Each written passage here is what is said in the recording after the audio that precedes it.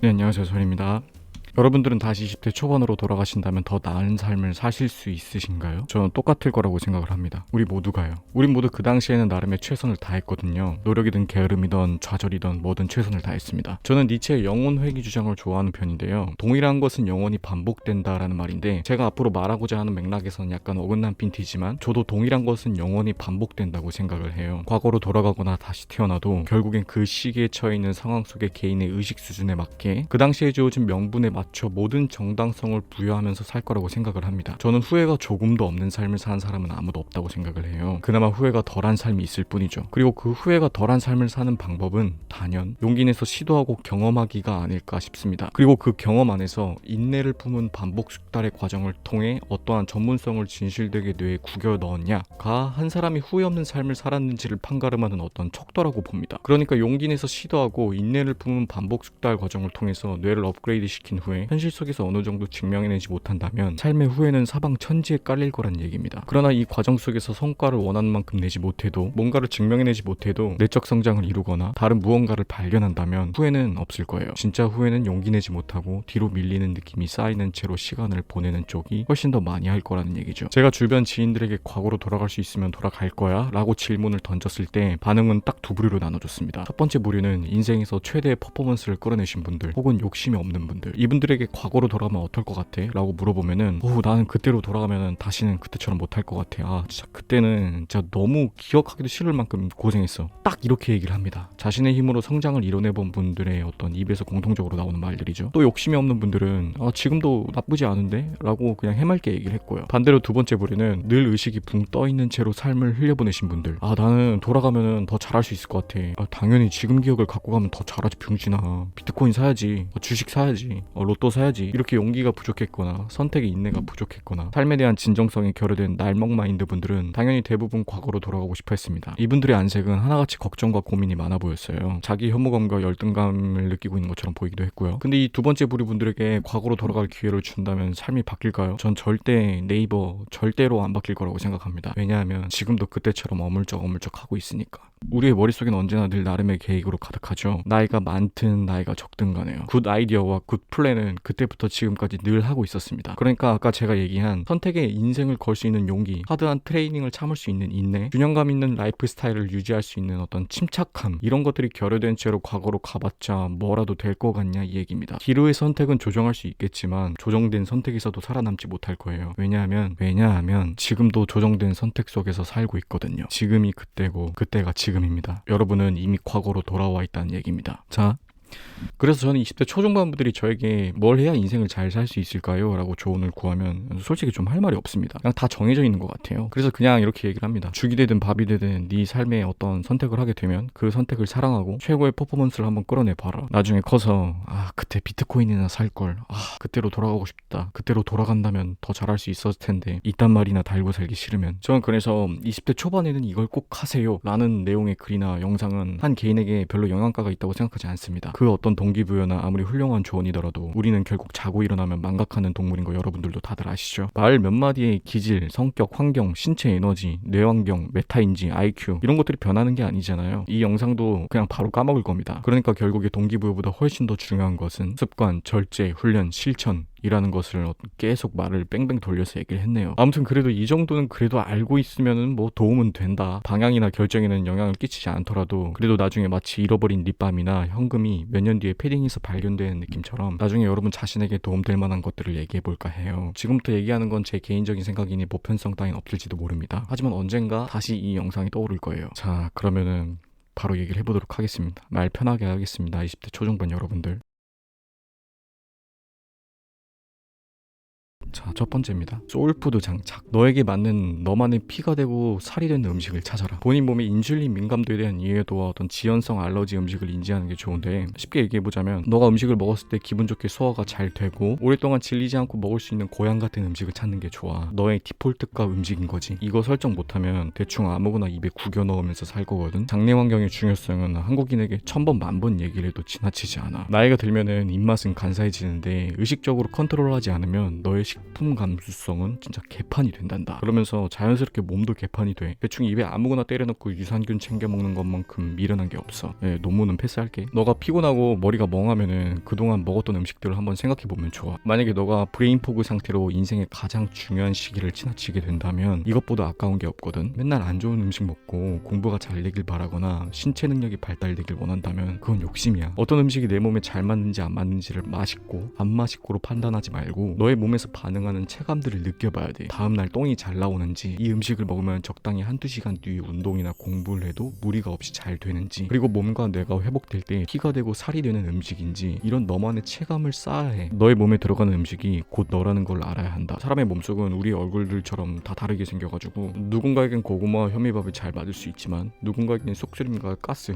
설사를 유발해. 누군가에겐 GI 지수가 높은 음식이 잘 맞을 수 있지만 누군가에겐 당뇨를 불러일으키지. 그래서 너의 몸에 소화가 잘 되고 에너지로 전환이 잘 되는 음식을 이것저것 시도해서 찾아봐. 몸의 소리를 잘 기울여서 들어보면 대충 알 수 있거든. 나는 밀가루나 유제품, 가공식품 이런 건 최대한 피하고 오트밀, 바나나, 토마토, 브로콜리, 블루베리, 케일, 내가 좋아하는 야채나 과일들을 의식적으로 섭취하는데 입맛이 간사해질 때면 내 혈을 디폴트 값으로 수정하기 위해서 다시 이 식단으로 돌아오거든. 그러면 핏줄에 혈액이 원활해지는 느낌을 받고 생각의 흐름이 안정되는 느낌을 다시 받아. 아마 돌쇠처럼 아무거나 우거우거 먹어도 소화가 잘 되는 친구들은 공감이 안 될 거야. 그거는 맨날 눈앞에 있는 거 주워 먹거나 자극적인 거 먹으면서 생활해가지고 이런 감각들을 비교할 건강한 상태의 비교군이 없으니 내가 말하는 게 공감이 안 될 뿐, 너도 결국엔 인간이기 때문에 오늘도 너는 너가 먹은 음식의 영향을 받고 있는 상태란다. 소화력이 타고났거나 운동을 잘하고 있는 친구들은 대충 입에 아무거나 구겨 넣어도 상쇄가 되긴 할 텐데, 내가 얘기하고 있는 핀트는 대충 먹는 식단은 한계가 있고 궁극적으로는 너의 몸을 상하게 할 거라는 얘기야. 그리고 돌쇠처럼 잘 먹는 친구들도 클린하게 먹으면은 더 건강한 에너지를 가질 수 있어. 너가 한번 멘탈이 안 좋았던 때 그때 당시에 먹었던 음식들을 한번 생각을 해봐. 아니면 반대로 정크푸드를 먹으면서 살던 그 시기의 멘탈들을 한번 생각해봐. 별로 삶이 원활하게 굴러가진 않았을 거야. 늘 불안하거나 잡념이 많았을 거거든. 그게 브레인포그고, 규칙적인 식단에 클린한 식단만 꾸준히 해도 너도 삶의 해상도가 훨씬 밝아질 거야. 그러니까 클린한 음식을 먹고 깨끗한 뇌로 살아가는 미세한 감각들을 느껴봐야 돼. 알았지? 왜냐하면 그 음식들과 이 미세한 감각들이 나중에 너를 살릴 거거든. 맨날 야채 먹으라는 얘기가 아니야. 너의 몸에 맞는 음식을 찾고 클린한 음식들을 먹을 줄 알아야 된다는 얘기야. 하루에 한 끼 정도는 그냥 깨끗하게 먹는 연습을 하렴. 자, 두 번째 얘기할게. 지나친 고민은 독이다. 고민을 많이 한다면 귀찮더라도 몸을 많이 써라. 본인이 고민을 많이 하는 성격이라면 한 번쯤 생각해봐야 될 게 있어. 내가 고민에 중독이 된 게 아닌지, 답이 안 나오는 고민에 파묻혀서 불안을 키우고 스스로를 어둡게 만들어서 그 꼬아져 있는 사고방식을 자꾸 나도 모르게 계속 찾고 있는 건 아닌지 한번 생각해봐야 돼. 이거 진짜 셀프킬링 시간 낭비야. 이런 상태에 빠져있다면 그냥 생각 자체가 스트레스야. 물론 중요한 고민을 하면서 살아야지. 하지만 세상에 이로운 고민만 있었다면 모두가 방 안에서 고민만 하고 있었을 거야. 그러니까 불필요한 잡념과 올바른 고민을 구분하라는 말이야. 쉽게 구분하는 방법을 알려줄게. 내가 고민을 할 때 아무리 두렵더라도 조금의 설렘이 느껴진다면 그건 올바른 고민이고, 마냥 답도 안 나오는 생각 속에서 의식이 맴돈다면 그건 잡념이야. 즉 거의 대부분은 잡념이라는 얘기지. 그래서 잡념이 많아질 때면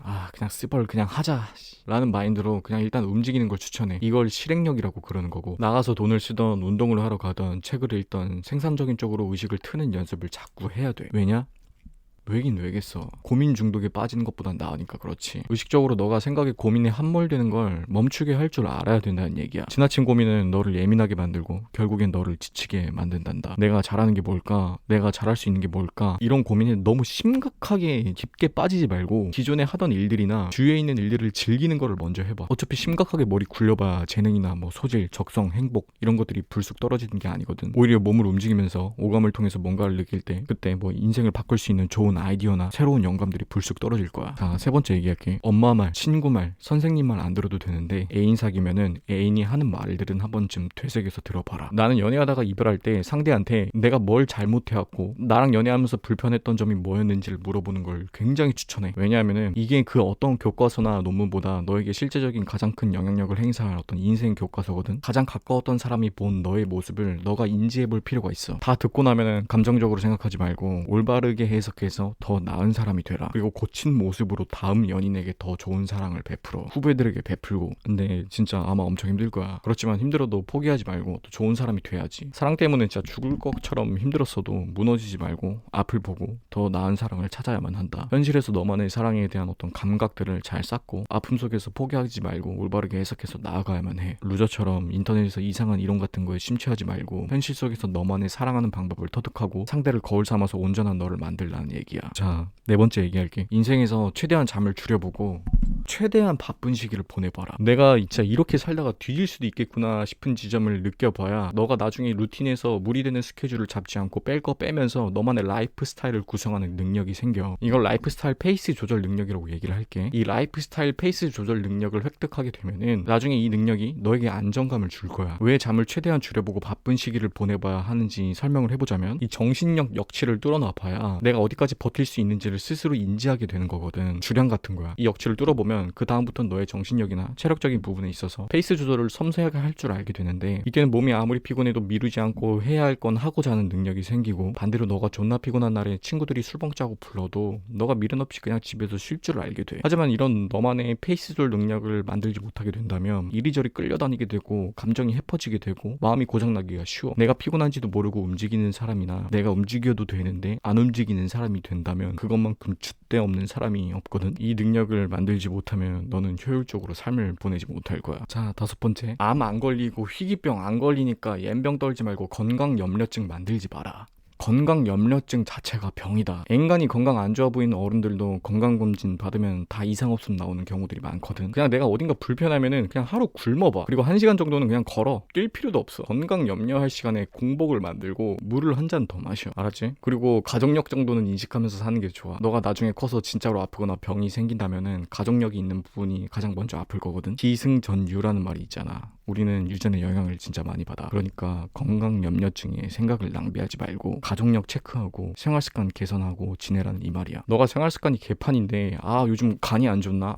요즘 뭐 어디가 안 좋나? 진짜 이지랄 하는 것만큼 미련한 게 없어. 너의 생활 환경이 개판이면 너가 받은 유전자의 안 좋은 쪽에 먹이를 주는 거고, 생활 환경이 좋으면 너의 유전자의 타고난 부분에 먹이를 주는 거니까 영양제로 존버하지 말고 옌병 떨지 말고 일단 생활습관 개선하렴. 그래야 약발도 잘 받는다. 알았지? 자, 여섯 번째 얘기할게. 제발 핸드폰 내려놓고 차라리 영화나 다큐멘터리 같은 거 봐라. 내가 진짜 책 읽으라는 소리는 안 할게. 대신 핸드폰 내려놓으면 1시간 이상 의식을 내려놓고 마음 편히 집중할 수 있는 거지. 의식을 흘려보내는 것이 익숙해져라. 핸드폰은 너의 의식적 집중력을 저하시키고 충동적 집중력을 발달시켜서 결국에 너의 잣대가 약해져. 이렇게 되면 다른 사람 눈치 존나 보고 지나치게 감정적으로 살게 되거든. 그리고 너가 나중에 정말로 쉬고 싶은 순간이 찾아왔는데 평소에 핸드폰을 보는 게 습관이 돼 있다면 그 시간에도 핸드폰을 보겠지. 그러면 뇌가 쉬지 못하고 여러 가지 세상의 치열함과 어떤 불필요한 정보에 치이고 현실에서 써야 할 감정들을 뭐 인스타에서 쓰게 되거나 그러면서 자꾸 감정 낭비를 하게 되고 필요 없는 물건들을 자꾸 사고 싶어 할 거야. 이건 결코 쉬는 게 아니야. 이거는 결국에 너를 더 힘들게 한다고. 너가 정말로 쉬려면 너를 힘들게 하는 중독은 끊어내는 게 좋아. 한번 구분을 해봐. 이게 내가 중독인지 내게 도움이 되는 행위인지 구분을 한번 해봐. 그러니까 너가 쉬고자 할 때는 의식을 자연스럽게 흘려보낼 수 있는 건강한 어떤 정신적 활동을 추구하는 게 좋다는 얘기지. 다시 말하지만 내가 책 읽으라는 소리는 안 할게. 그러면 영화나 다큐멘터리처럼 건강한 컨텐츠를 좀 봐. 너의 가장 큰 적은 다른 사람들이 아닌 너가 지금 들고 있는 핸드폰이라고 봐도 무방하다. 즉 너의 인생을 망칠 첫 번째 리스크 팩터는 어쩌면 핸드폰이라는 얘기야. 다시 말하지만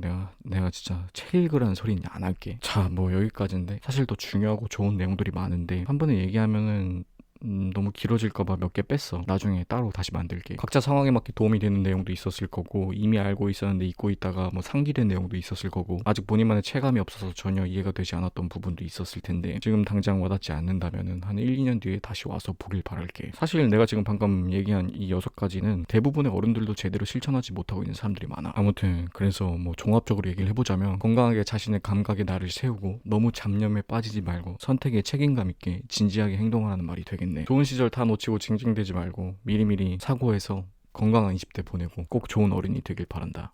피스.